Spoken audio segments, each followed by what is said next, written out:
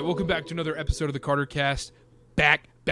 I'm your host, Karter Bond, here with Connor Sparrow. As always, we're doing NBA right now. I hope you guys enjoyed the NFL Draft Show. We edited down like crazy. It came out late. We're never doing that again. I'm sorry. Carter, we need the Carter cut. We need the extended director's cut, just 3 hours of sitting there between commercial breaks, just talking about random crap. We need the Carter cut. No, that was awful. That Release was it. Awful. That was terrible. I'm not even going to sugarcoat it anymore. But anyhow, we're here to talk the NBA playoffs. It's Monday. It's 7 o'clock Eastern. Steph Curry. We're Kings-Warriors yesterday, Game 7 on the road. Steph Curry puts on the performance of a lifetime. First ballot Hall of Fame, top 10 all-time player performance yesterday. Yeah, watching that game, there's no words to describe it besides masterclass. You look at the stats. He had 50 points, 8 rebounds, 6 assists on 20 for 38 shooting. So he shot 38 times. He was over 50%. And normally what I notice is Curry doesn't normally play that way. You look at the rest of the series. He's had 21, 25, 22. He's always in the mid-20s or low 20s for shots taken in the game. He had 38 shots yesterday, and I think he just came out with that different mentality of, okay, this Warriors team, we've been shaky on the road. We've been up and down on the road. The road record's been awful. I won't sugarcoat it. They're in Sacramento, lively crowd. He ripped the heart out of that young Kings team, and he knew Klay didn't really have it. Wiggins was up and down. Draymond, he did what he did. Looney was a beast. But offensively, Curry came out with a different mindset, and he knew he had to come out and do it by himself, and he basically did. And that's why you can't downplay it because it's round one, because it was a Game 7 in a hostile environment. And if they lose, that's probably the end of the dynasty. Like, Draymond probably leaves. Like, something happens to blow that team up. That same core wouldn't be back. And he kept it going. So, props to him. Like I said, Klay didn't really have it. We can get into that later. But Curry, masterclass, man. 50 points in a Game 7. You can't downplay it because it's round one. So, if you're trying to do that, just stop. And the other thing, too, is, about Steph Curry, he's just – there's never been a player I've been more excited to watch. Like, when he is playing on TV, there's no player I audibly – get excited. Even if I'm watching a game by myself in my living room on the TV, I'm sitting there. I'm audibly saying, wow, out loud. No other player besides maybe Zion Williamson when he gets those, ridiculous dunks. No other player gets me excited as Steph Curry does. The legacy rankings, we'll get into that in a little bit. I just want to talk about the series real quick. One, if you're a King, let's talk about the Kings side of it all. If you're a Kings fan, this is such a slap in the face, such a kick in the pants for you. And to come out like De'Aaron Fox, man. You couldn't even get 20 points like you needed. Yeah, the parlay kind of sunk on that one. I'll get him a little slack. He did break part of his finger in his shooting hand. But for the Kings fans, you got to the playoffs. They were a 3 seed. Clearly they wanted to advance further. And to get that close, to take it to a Game 7 on your home court, I think if you ask just about any team in the league, hey, we'll give you a Game 7 on your court, winner take all to get to the next round, I think they're taking that every day of the week and twice on Sunday. You're just playing a generational talent. They got more experience. And really what it is Steph Curry came out there with a different mindset. I never felt like the Warriors were in jeopardy, even when he missed those 2 free throws. He's just calm, cool, and collected. I never felt like they were in jeopardy. And the experience really won out. Sabonis was rattled. Kevin Looney completely obliterated him. So the Kings, just the inexperience, it was showing.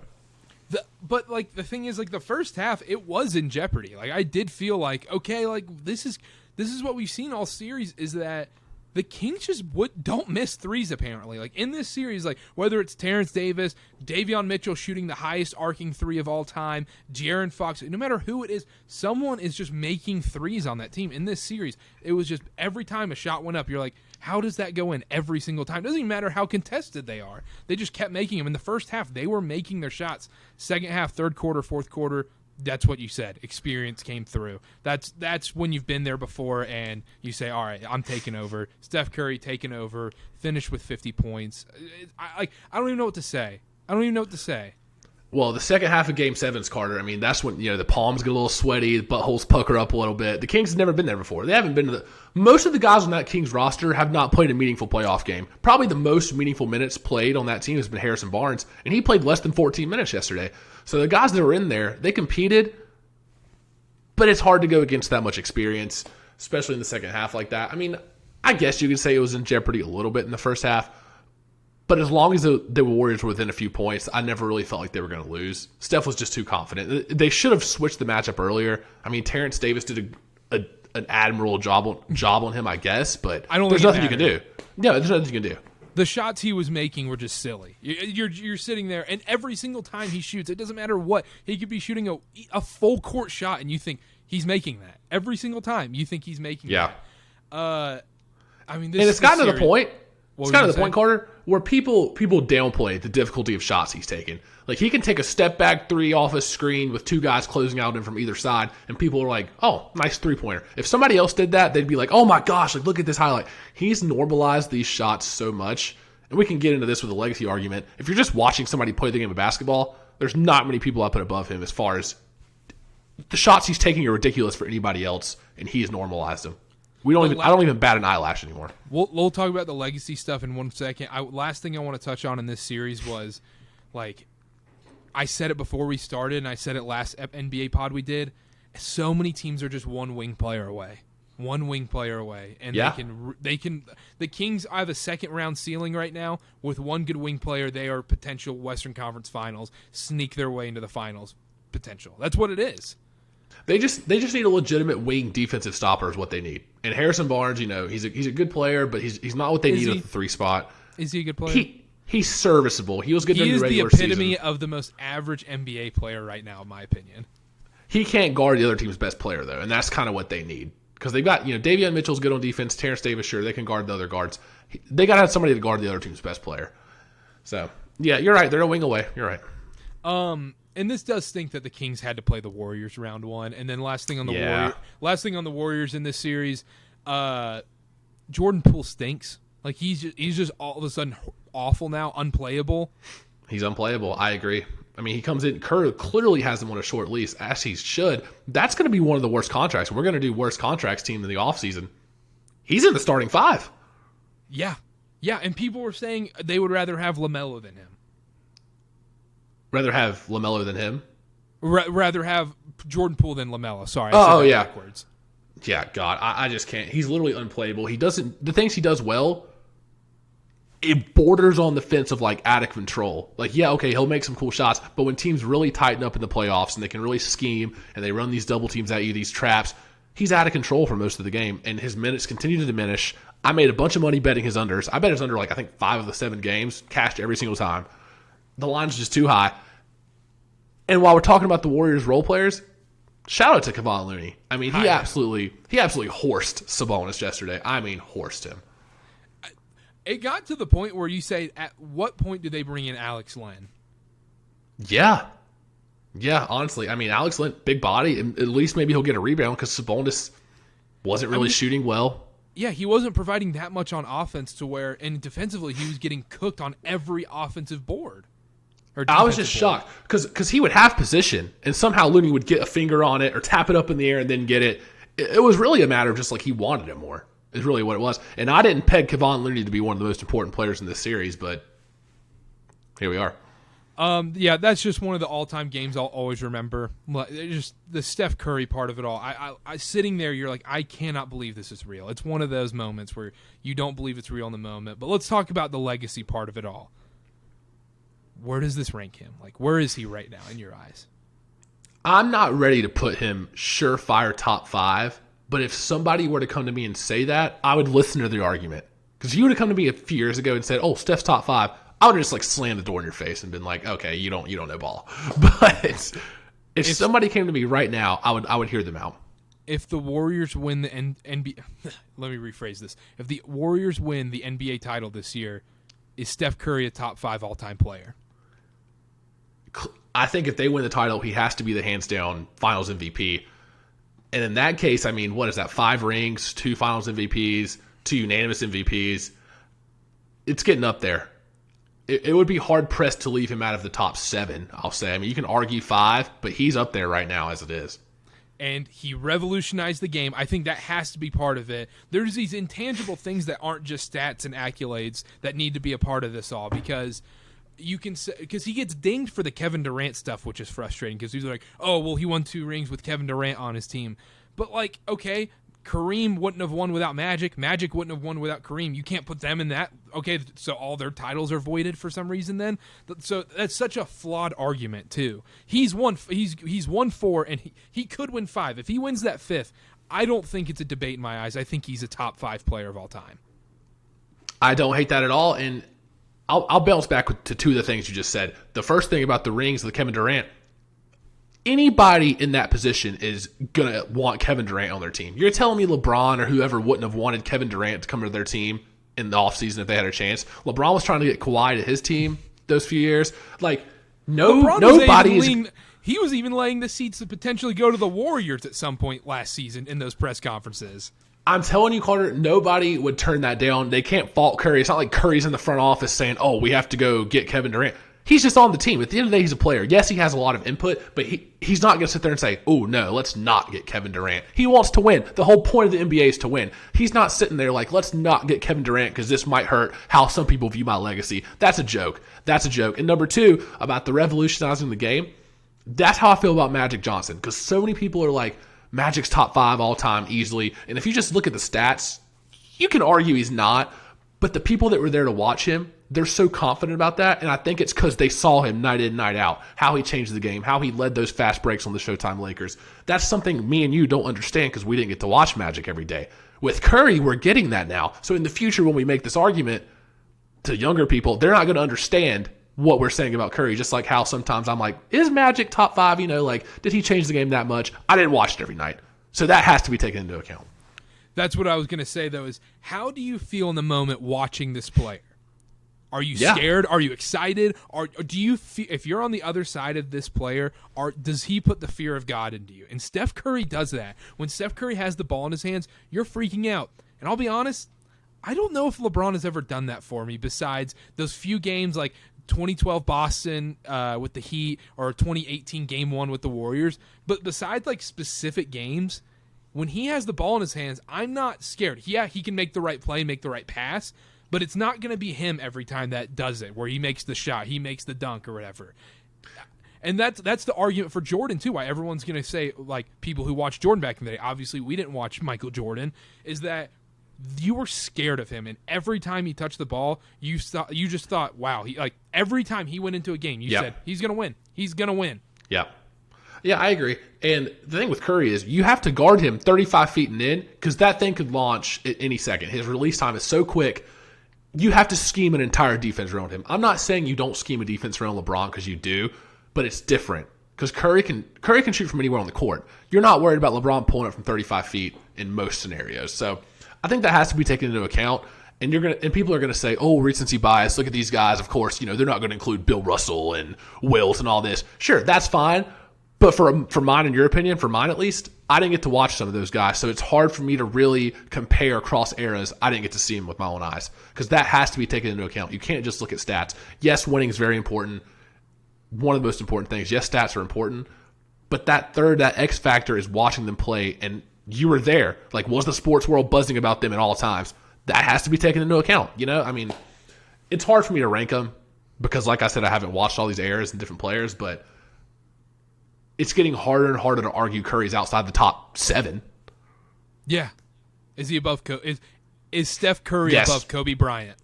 Yes, he is. And I'm sorry to all the Kobe fans out there who are delusional. Curry is above Kobe Bryant. I mean, yes, Kobe has 5 rings. Actually, let me take that back. If Curry wins another one, he's dead set for sure above Kobe, not even close.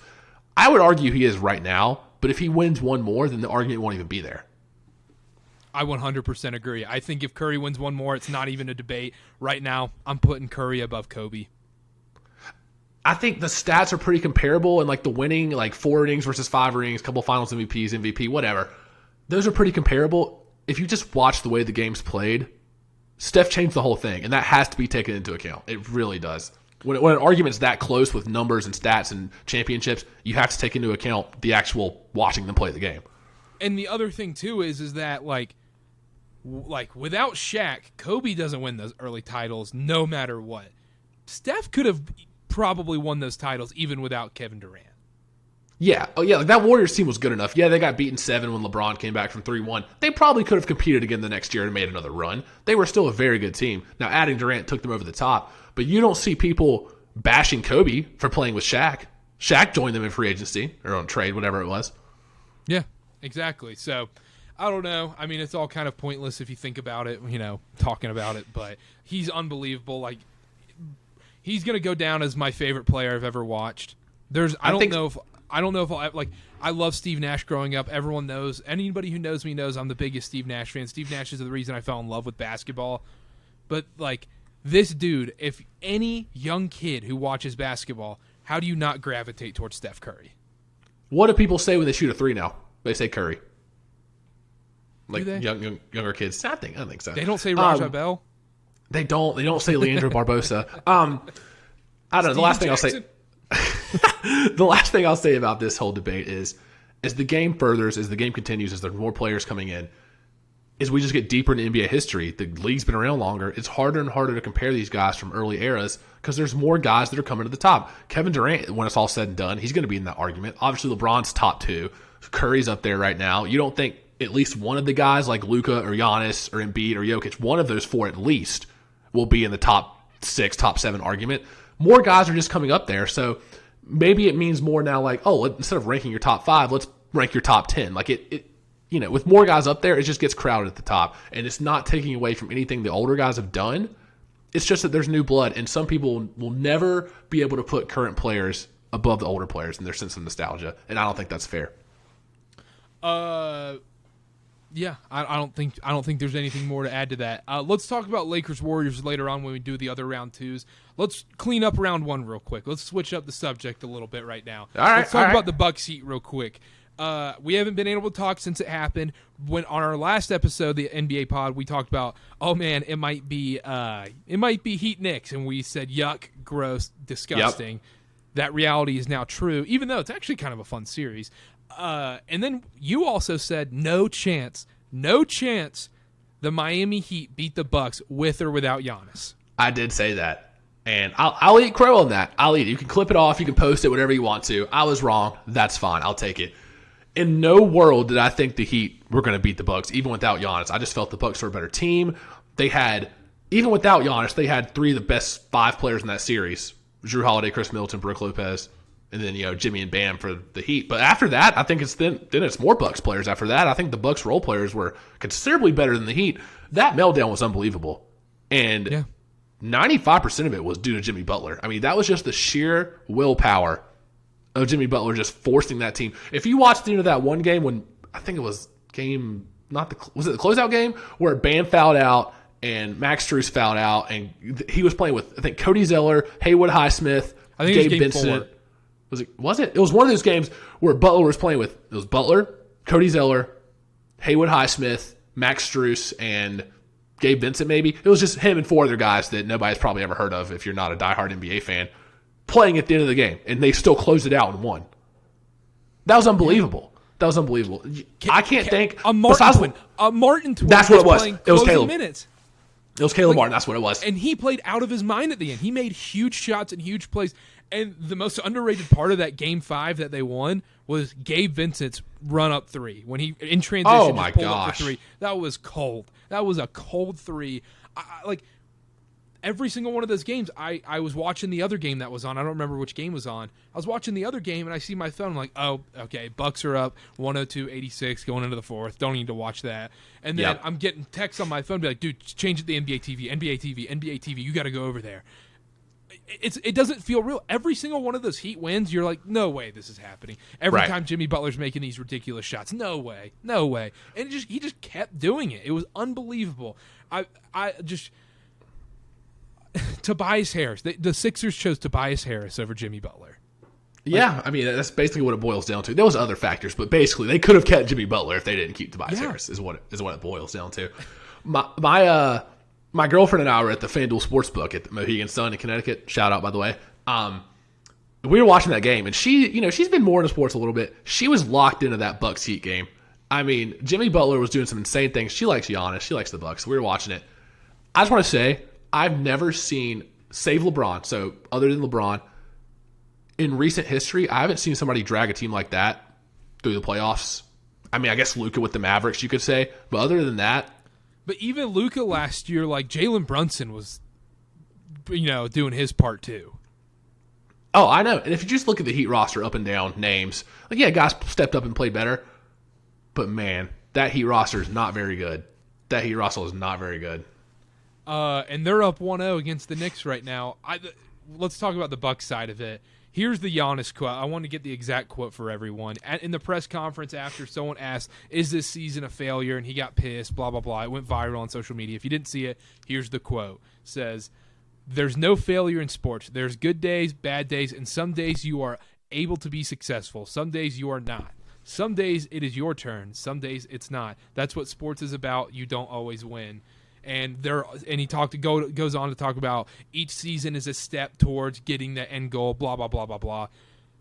Bull crap. If he was anybody not named Giannis Antetokounmpo, he should be getting railed right now by social media and everybody. I mean, everyone says this, but imagine if LeBron said that. Will you be right here on this podcast right now being like, LeBron's a phony, LeBron this, LeBron that? That is such a bull crap quote. This was an utter failure, and massive changes need to happen in Milwaukee, whether it's coaching, whether it's players, whether it's trades, whatever it is. Massive changes need to happen because that's one of the biggest failures, maybe outside of Mavericks Warriors back in 2008, 2007 with Baron Davis. I think this was even worse. Yeah, I watched the presser. He compared it to he was like, oh, MJ, lost in the playoffs this many times, and he won 6 rings. Was every other year a failure? No, it's not Giannis, but I would have rather him just spoke his mind. He's already one of the biggest stars in the league, multiple-time MVP, champion, Finals MVP. You've made it. You've established yourself. You're allowed to speak your mind a little bit. I'm not saying throw your coach or your staff or your teammates under the bus. It's okay to say you're disappointed. Say, yeah, we should be in the next round right now. We had high expectations. We didn't meet them. We failed to meet our expectations. Be honest. Because that's what the whole team's thinking. That's what everybody's thinking. Everybody knows that. It's not some underdog team that made the playoffs and they're like, oh, would you consider this season a success? No. It was the number 1 seed, best team in the league for most of the year, betting favorite going into the playoffs, and they lost in round 1 to an 8 seed, 4-1. Yeah, he was hurt for a couple games. Speak your mind. Say it was a failure. You don't have to call for change. You don't have to say, oh, fire the coach, trade Chris Middleton, Brook Lopez, whatever. Just speak your mind. You're a superstar. You've arrived. You're allowed to do that. Just say you let down. And nobody's going to even think twice about it. Like, yeah, Giannis feels disappointed. They should have done more. Let's go to next season. But now it's a huge thing. And everyone was saying that's a cheap question. Even Mark Cuban was tweeting out, oh, that's a bad question. Like, if you've ever been in a press conference after a big loss, you'd understand. You don't ask that sort of thing. It's like, no, that's a very fair question. This season is a failure. That's what it is. Admit it. There's nothing to it. Nobody would have been mad if he was like, yeah, we failed this season. Because everybody knows it. It's right in front of you. 2 + 2 = 4, doesn't it? It's the dumbest thing in the world. I wanted to bring that up because we criticize a lot of people here, whenever they make stupid comments, like LeBron, like I always say. Matt Rule, especially when we're in the NFL. Oh, my I always God. love to criticize Matt Rule. Borrego, Steve, whoever it is. We had to criticize Giannis here because that's just one of the most ridiculous press conference quotes ever, outside of LeBron saying I pretty much broke my hand after they lost the finals. Oh, man. Mark Cuban, though, the thing is, a variation of that question gets asked after every team loses out of the playoffs or every exit interview. It's some variation of, oh, how'd the season go? What are your overall thoughts on the season? Maybe it's not as strong verbiage as, was this year a failure? But more often than not, guys are going to be like, yeah, we didn't get where we wanted to this year. We didn't reach the ultimate goal. We took some steps to get there, but, we'll be back next year. Some variation of that question gets asked at every exit interview. You can't tell me otherwise. Guys give that answer, and all of a sudden, just because this reporter worded it a little bit differently, they're the number 1 seed. They have the best record in the league. You're allowed to ask that question. 100%. Last thing I'll touch on the Bucks real quick is I don't want to spend too much time on them. Should Mike Budenholzer be the coach of the Bucks next year? Man, it's tough. I mean, I think I would. I don't think I would overreact and jump ship after this year. Does it feel a little Dwayne Casey to you? A little bit it does, because you look at this roster and you're like... Or does it feel a little Mike Budenholzer? There you go with his Hawks ears. You look at the Bucks roster. Drew Holiday's not getting any younger. Chris Middleton looked like a shell of himself for most of the year. He's not getting any younger. Is Brook Lopez really going to have a Defensive Player of the Year candidate season again? Doubtful. You got to revamp this roster. And if they decide that a new coach is the direction to go, then I'm not going to hate it. I'm not going to criticize them for it. I don't know if I'd necessarily say, oh, Budenholzer's a problem and that's going to fix everything. It's not. The roster's got some holes. But we've seen crazier things. Crazier things have happened. So I'm not going to sit here and say yes or no. I personally would give him another year. and then if it doesn't work out, then we can go from there. But you can't wait too long. Giannis only has so many years. Yeah, I was about to say. I think you whatever Giannis says, you do. Yeah, I think that's just honestly, the basis of it. Yeah. I think the other thing too is that I think this could be a thing where if they start off really bad next year, he's gone before Christmas. Oh yeah, if they're below 5th in the conference by Christmas, yeah, I can see it. Because you do have to listen. Go ahead, sorry. Oh, I was gonna say we can just move on real quick. Yeah, no, let's get it. Let's move on real quick to the last couple games I want to talk about in round one that we didn't get to clean up on. Cavs Knicks, real quick. Cavs very disappointing. They are very much in the same boat as the Sacramento Kings. Sacramento Kings outperformed the Cavs, obviously, but they're both a big wing defender away from really being that competitor. Everybody I've heard has been bashing on the Cavs for not being active at the trade deadline, and they let Kevin Love walk for nothing, and here Kevin Love is on the 8th seed Heat, advanced further than the Cavs. Kevin Love wouldn't have made a difference. No, and that was what I was about to say. Is I don't think with that team he would have made that big of a difference. They needed to be active. You're telling me Josh Hart wasn't available? You're telling me you couldn't have tried to go get like a Matisse Thybulle or like one of those available 3-and-D guys that maybe wouldn't have made a crazy difference, but it would have been an upgrade from Isaac Okoro, who is dealing with injuries and can't really shoot. Lamar Stevens, some of these guys they've been playing, Dean Wade. They had to play Danny Green, who's played 10 minutes over the last 2 seasons. Like, that spot hurts them because I'll break down the Cavs for you real quick. They have 2 undersized guards, Donovan Mitchell, Darius Garland. They're both kind of traffic cones on defense. Donovan Mitchell especially balling in the playoffs. At the end of the day, they're not the most skilled defenders. That's not what they're known for. You have to have a skilled wing player to guard. You have 2 skilled defending big mans, Jared Allen, Evan Mobley. You got that covered. But if you don't have a wing defender, it's just let's get into the paint every time and shoot a floater, or if one of the bigs rotates over and helps, dump off, lob. You're playing 3-on-2 in the paint at that point. You've got to have a wing stopper, and especially for that team with 2 guards who are lackluster on the defensive end for most of the year. You nailed it. You nailed it. You needed a wing defender. That's just what it comes down to. And they were young. The lights were bright, especially in New York City. Jalen Brunson, unbelievable. We'll get into that series in a second. But, yeah, I just want to touch on, I was disappointed by the Cavs, but I can't say, I'm super surprised. Yeah, I can't either. And people are calling for J.B. Bickerstaff's job. I mean, yeah, they didn't meet. They signed Donovan Mitchell. They were a 4 seed. For the majority of those guys, it was their first meaningful playoff minutes. Now, that is a team that's young enough to say, okay, this season wasn't a failure. We made it to the playoffs and the lights were bright. So be it. They're all 23, 24, besides Donovan Mitchell's a little bit older. They'll be back. They met expectations. I if you told me before the season started the Cavs were going to lose in the first round of the playoffs, I wouldn't have said no. I probably would have said yes, actually. All right. Yeah. Suns, Clippers, not much to talk about here other than the Suns left a bad taste in my mouth in this series. I don't know how to feel about it, and I can rag on the Suns all day if I want to. They're my finals pick to start when they made the Durant trade. They were my finals pick, and then I picked them again right before the playoffs started. I was like, you know what? I'm still riding with them. They don't have any depth. Karter, they don't have any depth. They've been playing 12 guys a game in the playoffs. You know what that's a sign of? A coach that doesn't know who he can turn to off the bench. They're playing Landry Shamet 6 minutes here, Bismack 8 minutes here, Jock Londale 3 minutes at the end of a quarter. Oh, Campaign's coming back. Let's try to get him in there. And then you got Terrence Ross, Josh Okogie, Torrey Craig, the rotating door of the 5th man on the court.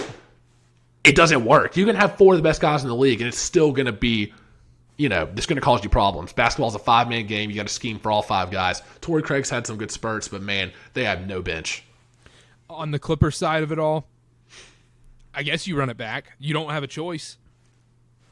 I've never seen a team more theoretical than the Clippers. It's like, oh, man. I say this every episode. If Paul George and Kawhi get back for the first round, we're going to be, you better watch out. Put the league on notice. But I do think there's going to be the overcorrection next year with the preseason betting markets.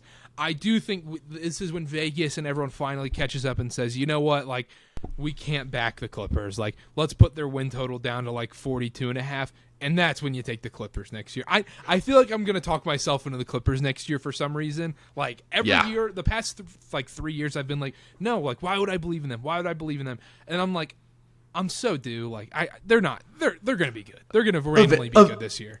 Eventually, Kawhi and PG have to play 60 games together in a year, right? They can't just keep doing this, right? I guess they can. It's just frustrating because just from a basketball fan perspective, you want the top talent on the court. You hate injuries. You hate all this stuff, what ifs. I would have loved to see a healthy Clippers-Suns series because it was shaping up to be great. And I guess Kawhi was playing with a torn knee the whole time and doing that. Apparently everyone's playing with a torn knee. I don't understand it, Carter. It's just fishy that it came out after, game 2 and all of a sudden he's mysteriously ruled out and there was all that stuff in the media about his sister and all that. Like, I don't know what to believe. And then also, he played out of his mind in Game 1. Like, out of his mind. That was a vintage Kawhi Leonard game. Anyhow, we don't need to be talking about the Clippers anymore. Let's move on to round 2. Let's talk about the Suns real quick. Let's move on to the Suns. Suns Nuggets, and then we'll do the Western Conference first. That's how we're going to do this thing. Suns Nuggets. Nuggets up 1-0. Demolished Phoenix on Saturday night. I mean, literally at halftime, I'm sitting there like, I don't even need to watch the rest of this game. Like, I still did just because, but yeah, you knew what was happening. I mean, I don't know if that's just because, Nuggets, had an easier series last time, their first home game. Phoenix, they've had guys that have been in the playoffs year after year, like Chris Paul and Kevin Durant, where Game 1 is a feel-out game. Never overreact to Game 1, even though Game 1 has proven to matter in these playoffs. Well, Denver showed me a lot. Jamal Murray, if he can play like that every game, man, Denver's tough to beat. Phoenix just doesn't know where to turn to for that 5th spot, and they can't give their guys a breather. Like, yes, Durant and Booker, yes, they're capable of playing 40, 45 minutes a game, but for how long? Catch up. How long is that going to last? Yeah, they might get past Denver if they're doing that. You think they're winning the game in the Western Conference Finals with those guys logging that many minutes in a series? That's insane. It is. I love the Nuggets more and more. Every time I watch them, it's like, and the Timberwolves series where we've had this with the Celtics and Hawks as well, where teams are continuously playing to their competition at an alarming rate. Kind of like the Warriors. The Warriors walked into a game like, we're at home, Game 6, we'll beat these guys. Like, we've been here before. We don't have to think about it. And then they get punched in the throat. Celtics, Hawks. Celtics had so many chances to put the Hawks away in a sweep, honestly. In a sweep. And they just kept playing with their food. And Phoenix should have, if you look at who was playing, there's no way that Phoenix series should have gone past Game 5. No, it shouldn't have, but it did because the Suns don't know their rotation. It's the playoffs, and they don't know their rotation, and that really matters. The coach doesn't know his personnel. They haven't gelled together enough. And I've said this before, acquiring your best player at the deadline and then having him play, less than 10 games before the playoffs? It sounds good in theory, but it's hard. It's hard in the playoffs, man. Teams are scheming differently. Like, continuity matters, and they did not have any of it. Outside of the continuity thing, I'm usually a big, ball movement, let's get everybody involved, like the hot potato with the basketball motion offense kind of thing, kind of like the Warriors. The Suns, not the opposite. They need, give the ball to Booker, give the ball to Durant, nobody else. And do the dirty work of Kevon Looney, basically, because there was way too much Chris Paul in that game. And on Saturday night in the Nuggets game, Chris Paul had the ball way, way too much. It's too much Chris Paul, DeAndre Ayton, pick and roll at the top. I said this last time. You want to have your best 2 players in the action. Durant and Booker need to be in the action, at least one of them, if probably both of them. The NBA does a lot of switching now. Find that matchup and switch. That's what a lot of teams do. And I want to get your opinion on this. What about the Suns not shooting enough threes? The game's changed. Teams are jacking up threes now. Yeah, their mid-range game is effective. 3's more than 2. So how much do you think that plays into it? I think that's a very fair question, and I think that's going to be their downfall. Like, they just don't shoot enough threes. Unless they squeak out of this series somehow and they get matched up with LA where they can, they're both mid-range paint teams. I don't know how they get out of this. Like, eventually it's going to catch up with them that they're not hitting enough threes. They don't have the guys like Cam Johnson to hit threes. They need those shooters.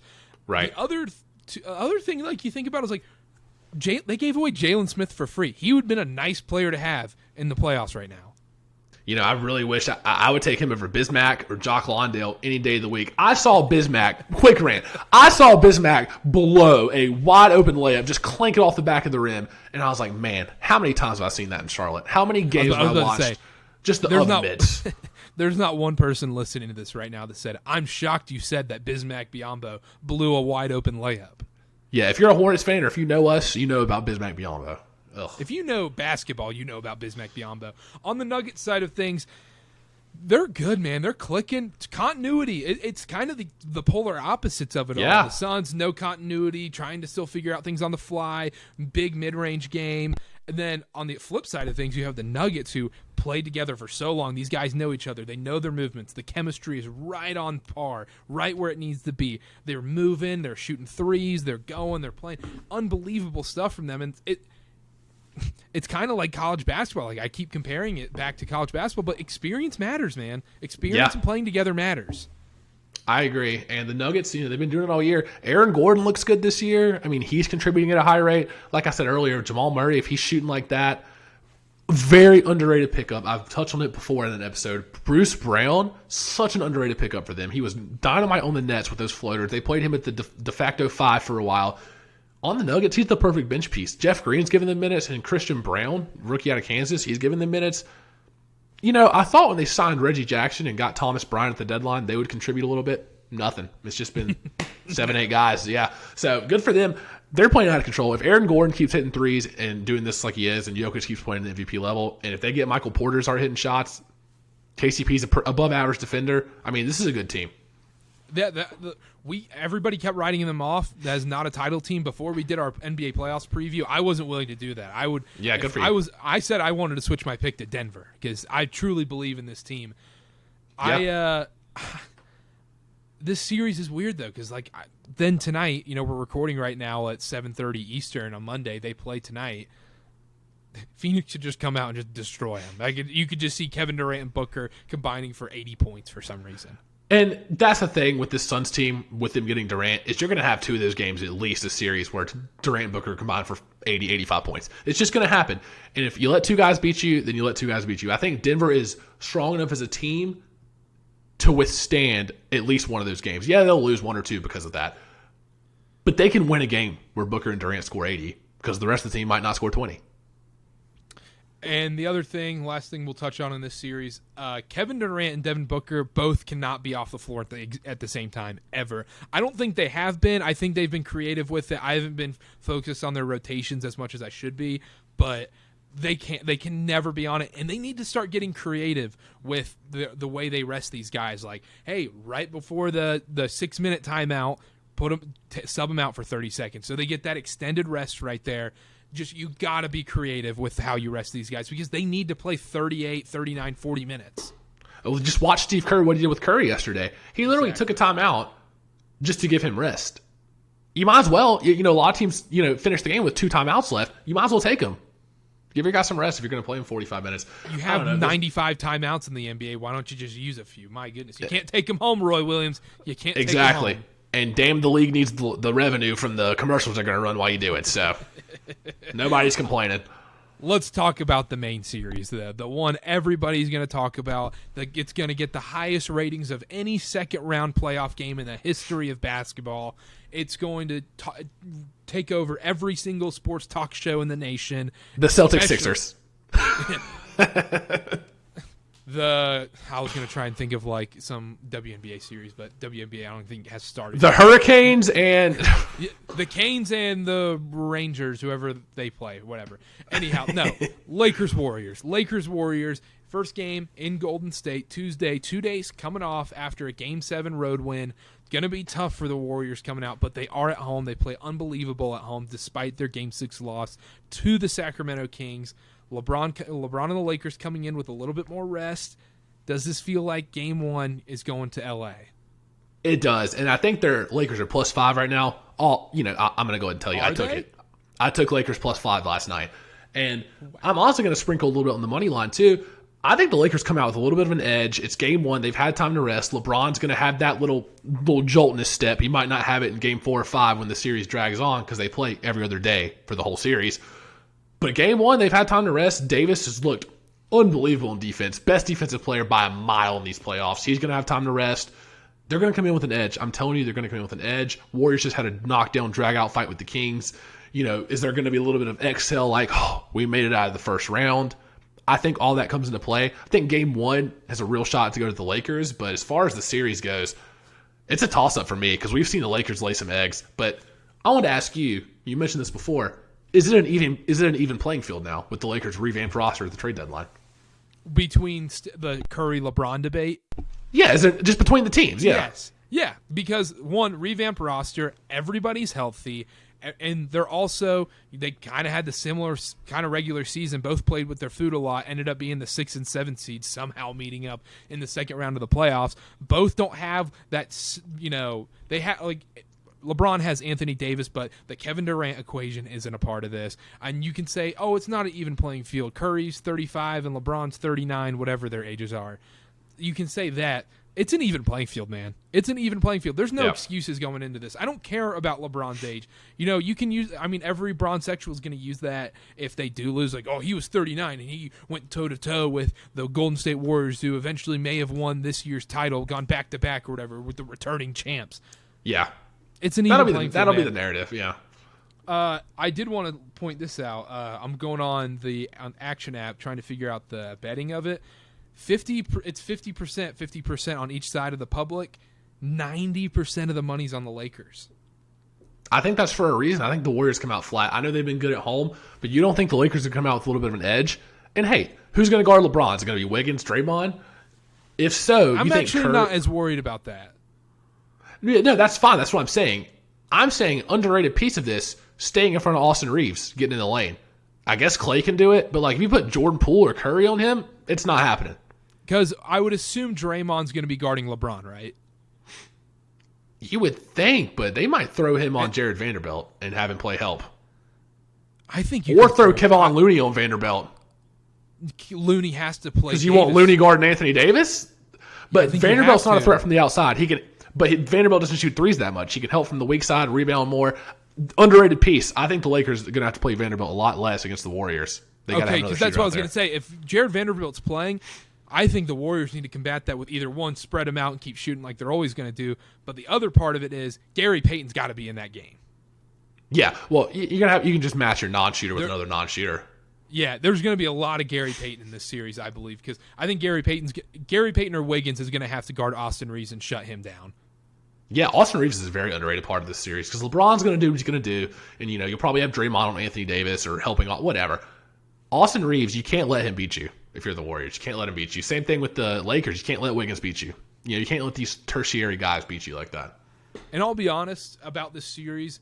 I'm going to be very biased. Like, I love Steph Curry. I want to see the Warriors win. I want to see Steph become the greatest player in NBA history if it was my call. Like, I'm cheering for them so hard because they play basketball the right way. It's beautiful. It's amazing. And I'm going to be biased when in this series when I talk about this. I still love the Warriors to win this series.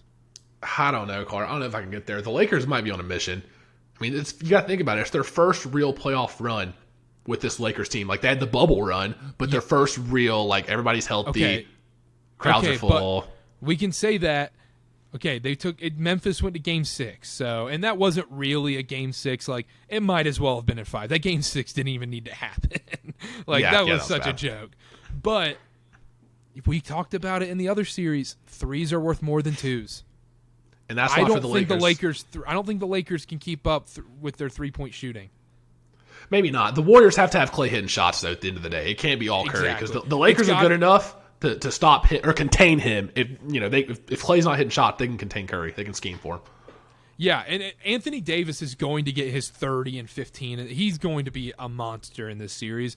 But I don't see them slowing down Curry at all. And then Clay, Andrew Wiggins, one of these guys are going to step up, I think. And here's another underrated piece that I'm just now thinking about. Anthony Davis is going to be rotating from the weak side like crazy. The Warriors are a good passing team. They move the ball well. But Looney and Draymond Green, both non-threats to shoot. Anthony Davis is going to be on one of them. Leave him wide open in the corner. Just literally camp the paint. So the Warriors are going to have to chuck threes because getting into the lane is going to be a problem.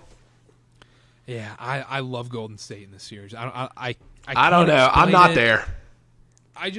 Memphis wasn't. I think Memphis is a lot worse than we realize. I think that's true. I also think there was a really good chance the Warriors lost that Kings series, and they ended up coming out, but I don't know. Oh, man, I'm so excited for this. It's on tomorrow night. Cancel all your plans, cancel everything. You have to watch every single one of these games. Must-watch TV. The NBA is it's a wet dream for them, and they probably made a call to make this happen. Oh, and 100%. And guess what? It's not a coincidence that they're going to make the new TV deal in the next year or whatever it is, next year or two. These ratings are going to be sky high for LeBron Curry, and you don't think that's going to be a negotiating chip whenever they're signing these TV rights deals? Oh, look at this, how many viewers we got in the playoffs. Give me $21 million. Just saying. The series spread, or not the spread, the series betting to win.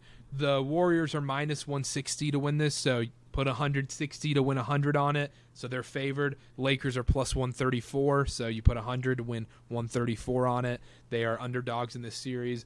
I think if you were going to bet this, I say you wait till after Game 1. I think the Lakers do come out and possibly either win Game 1 or at least keep it close. I like the Lakers in the spread in Game 1, even though I like the Warriors to win this series. And then you can get the Warriors, I think, at a better price after Game 1. I'm curious as to I'm trying to find, here it is, Game 1 / series parlays. You can take the Lakers to win Game 1 and the Warriors to win the series at plus 500. Yeah, I love that. Does that tickle you? Does that tickle you at all? That really tickles me, actually. I'm just saying that's worth a sprinkle. We'll put that in a tickler file. But no, who do you have, Lakers or Warriors? I'm going Lakers. I'm going to go against you here. I think LeBron, AD, I think if they can stay healthy, which I think they will, they've been playing big minutes. They've been looking really good. I mean, every time Anthony Davis falls, you get scared. But they've been looking really good. It seems like they're locked in. Their role guys are really stepping up. They're really gelling together in my eyes. I know Memphis isn't the best team, but, still the Grizzlies, they were a 2 seed. I think the Lakers come out here in 6 or 7. I think it'll be a really fun series, but I think LeBron gets them over the hump. Wow, I like the Warriors. I'm going Warriors in 6. Give me Lakers in 6. End of a dynasty. Blow it up. Draymond Green's last game in a Warriors uniform. And he's going to be a Laker next year. Yeah, seriously. Yeah, you're gonna see him after the series, like Draymond, like, hey LeBron, like, you ready for next year? Like when they're dapping him after the series. No. The Warriors are winning this year. Give me the Lakers. I just don't see it with the Lakers. I don't know why I can't see it. I just can't see it. Kevon Looney is not gonna toss around Anthony Davis like he did Sabonis. That's not happening. No, and I don't think he will. But I also think that I just don't like the other pieces outside of Reeves, LeBron, and Anthony Davis as much. And I do think the potential of Clay going off for threes, I don't think he's going to play as bad as he did in Game 7 in the series. He can't. I don't think so either. And it's going to take somebody in the Lakers, D'Angelo Russell, Malik Beasley, or a Troy Brown or a Rui. One of those guys has to be on at all times. You can't have everybody missing shots. They've got to have a couple shooters on at all times. I can't wait for this series. Let's move on. Let's go to the Eastern Conference. We've been on for a while. Heat Knicks. Heat up 1-0. Jimmy Butler questionable going into Game 2. Knicks are plus 126, so bet 100 to win 126. Heat are minus 152 to win this series, so bet 152, you win 100. Heat are the favorites. I like the Knicks to win this series. I think Now's the time. I think, I said earlier that Game 1s really did tell a big story in the first round of these playoffs. I don't think they tell as big of a story in round 2 this time because I feel like the differences in scheduling and everything, there's so many factors going into it. And it looks like the Heat may punt this Game 2 like we talked about. And we can have the discussion whether they should. I think it is a smart idea if they do. I kind of like the Knicks now if you're going to bet it. Well, now, if you like the Knicks to win the series, now's the time while they're down 1-0. You talk about Game 1 not telling a story. Well, the story I'm looking at in Game 1 is Jimmy Butler's ankle, which did not look good. He was completely immobile after that. And I'll never for the life of me, everybody on Twitter is talking about this. Why the hell do you not go at him? He can't move. He's not moving out of that one short corner on offense. He's not moving. Not even on offense. He can barely run back. He's trotting back. Put him in a pick and roll. Put him in give the ball to the guy who he's guarding so he can drive past him and get a 2-on-1 in the lane and make the right play. You'll get a wide open 3 or you'll get a lob dunk. It's not hard. I don't know how they left him in the game. He was unable to move, and the Knicks didn't attack him. It was shocking to me. It was shocking. The RJ Barrett piece of this just still cracks me up. My phone was blowing up yesterday with people. Why the hell is RJ Barrett touching the ball? Why does RJ Barrett never pass the ball? Why does RJ Barrett have the worst tunnel vision ever? Give this ball to Jalen Brunson. Well, that's the thing. Just let Jalen Brunson shoot every time, and it's a better result than most of the shots RJ Barrett takes. Even when he's having a good game. When it gets crunch time, you don't trust him.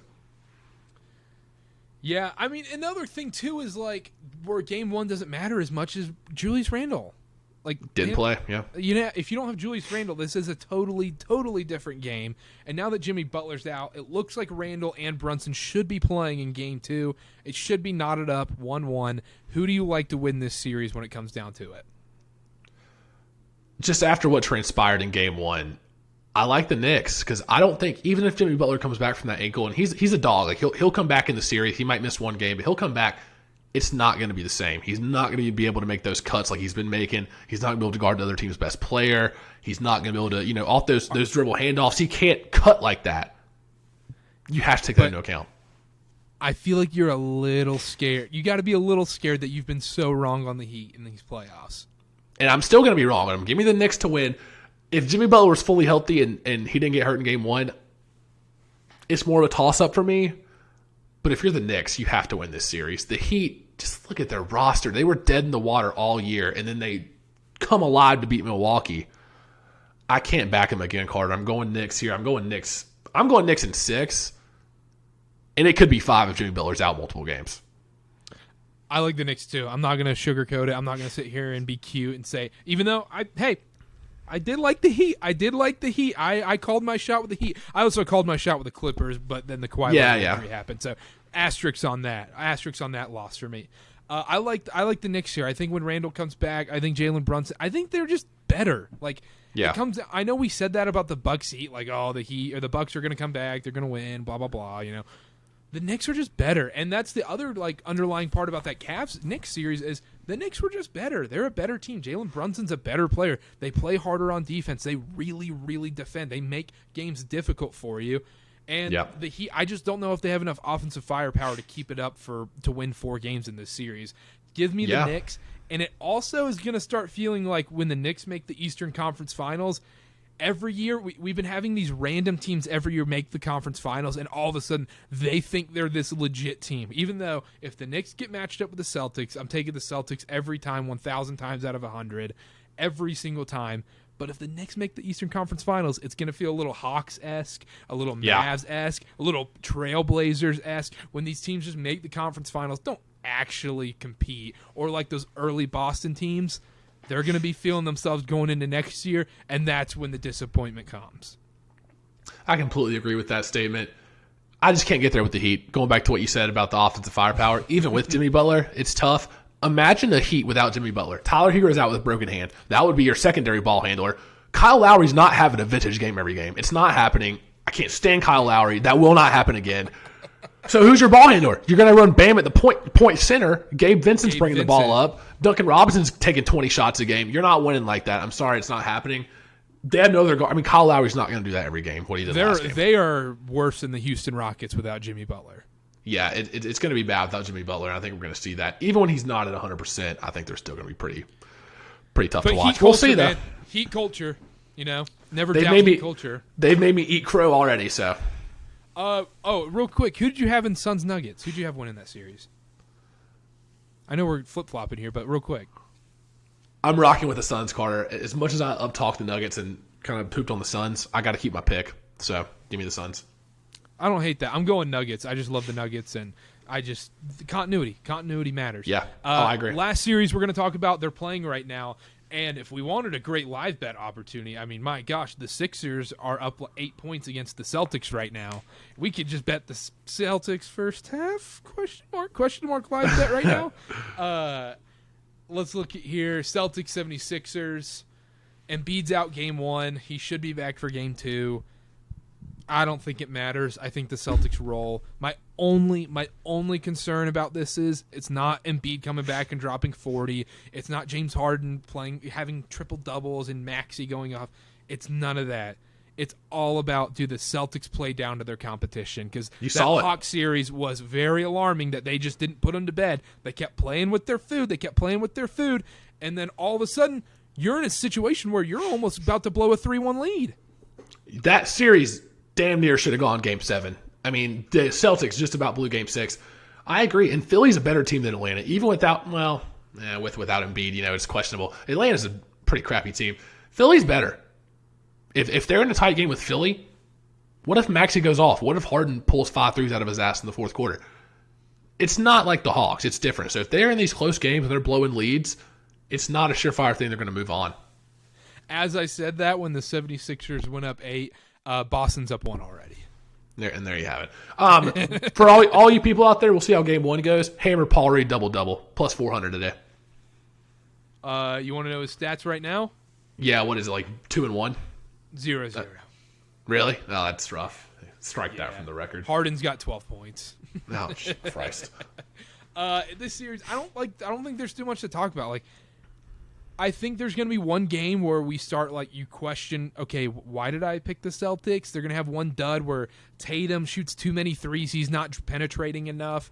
And Marcus Smart has the dumb play at the end where he thinks he needs to be the greatest player on the court. Yep. That game is inevitable, but the Celtics are the best team in the playoffs right now.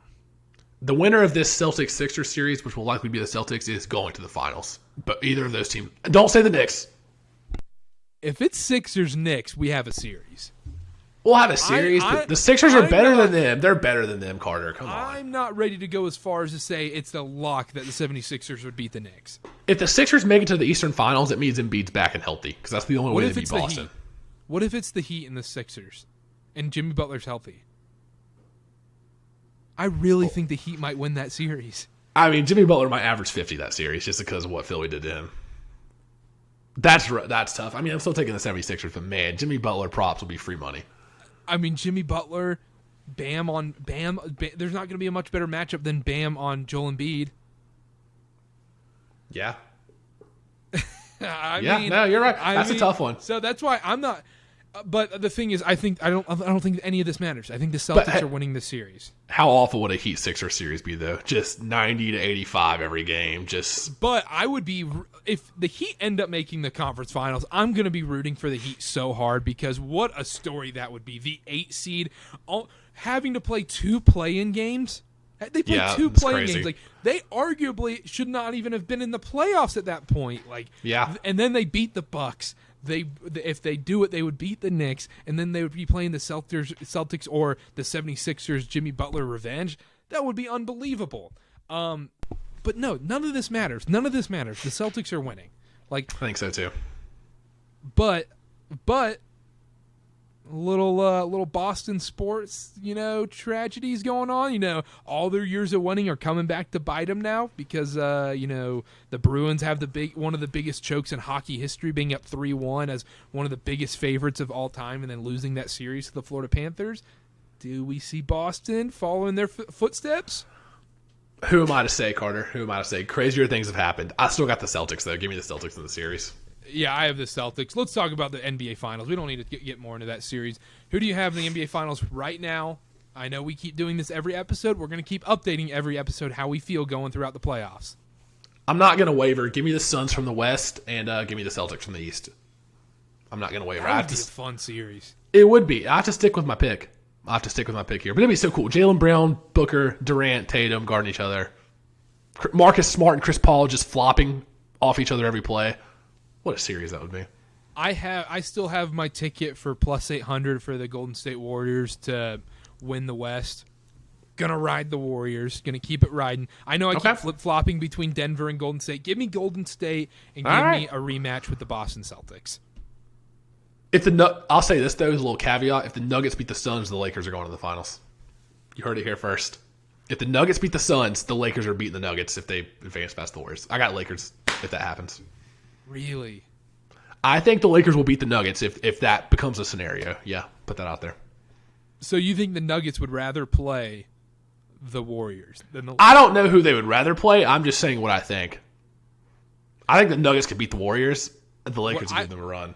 And I also think this, though, that we're like making like 50 different theoretical scenarios that are going to end up being so pointless. Oh, yeah. But if the Suns win against the Nuggets, I think they go to the finals. Yeah, that's probably their toughest path. That's their toughest opponent. It's just kind of weird to think about. Like when you have LA and you have Golden State on the other side. But either way, it's going to be insane. I can't wait. These playoffs have been unbelievable. Anything else before we go? Last thing, you asked me this before the show. If it is Lakers Celtics in the finals, who you got? Oh, yeah. If it's Lakers Celtics in the finals, give me the Celtics. It's not even. I don't even think twice. Give me the Lakers in 6. LeBron's not going to lose another finals. No. Yeah. No. The Celtics if they have you watched basketball this year? The Celtics are so much better than the Lakers. That's fair, but if the Lakers make it to the finals, you know what that tells me? That they figured something out, and LeBron and AD are playing on another level. And if they make it to the finals, then they're going all the way. But you could say the same thing about the Celtics. No, you can't. They're inconsistent. We saw it last year. Tatum could shoot 4 for 50. I think the Celtics have too much depth where they would take over. They were there last year. It's not like they haven't been there before. No, you're right. And have the Lakers been there? Like I know people like to put the asterisks and the Mickey Mouse ring on the bubble stuff, but Anthony Davis hasn't been in a real finals. Oh, no, the rest of the roster, yeah, besides LeBron, hasn't really been in a real finals. You're right. I still got the Lakers, though. If that series happens, give me the Lakers. Clip it. Give me the Celtics no matter what. Celtics. I'm going to get mad. I don't want to get mad before we close shop here. That's it, right? That's it? We're done? That's all I got. Time to watch some basketball. Yeah, so we got to watch Celtics Sixers. Get the blood flowing. Thank you so much for listening. Make sure to check us out on all social media at CarterCast on TikTok, at CarterB8 on Twitter, at Connor underscore Sparrow on Twitter, at CarterCast on Instagram. Subscribe to the YouTube. Subscribe wherever you're listening, whether it's Apple Podcasts, Amazon, Spotify, Google, you name it. Wherever you are, go subscribe. Subscribe. Rate, review. Do what you got to do to help out. We really appreciate you guys listening. We're getting interviews back. Connor and I, we're going to get back in the interview lab. We're grinding. We're grinding right now. May's Summer's our time. coming. If you've listened to this podcast, you know May's our time. Anyhow, thank you so much for listening. We'll be back next week. We're going to keep being back every single week for the NBA playoffs. We'll be here every single week. Interviews are not going to be on the same episodes with the NBA pods. We're just going to make those little bonus episodes. Little bonus episodes coming out on like Thursdays or something. It's a little sprinkle. Yeah, we have some stuff in the works. But thank you so much for listening. We'll see y'all next time. Bye-bye.